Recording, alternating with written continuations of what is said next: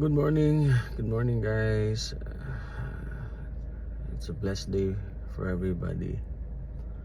So, kakatapos lang ng aking 14-hour shift. Hindi muna matutulog. Punta muna kay kuya at sa aking pinsan.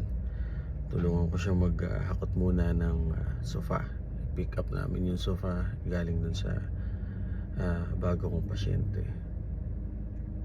So, magdadrive ako 27 minutes papunta dun sa pinsan ko. So before that, pray muna tayo, ask for guidance and protection. So Panginoon, maraming salamat po sa bagong araw na ipinagkaloob niyo po sa akin. I'm always grateful for your continuous blessing, for your continuous protection to me and my family. I thank you, Lord, for the good health every day. And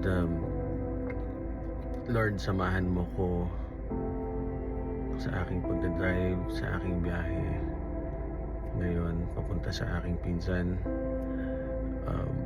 Keep me alert, protect me with your Holy Spirit. Also,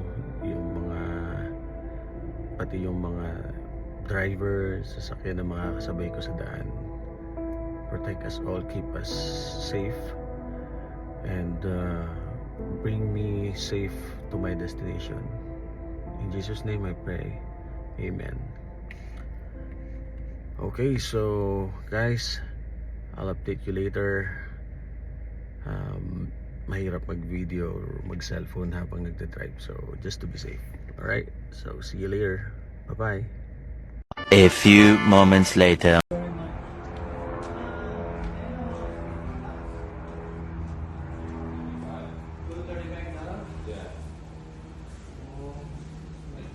Is this the biggest or that one? The one back there is the biggest. Here? Yeah.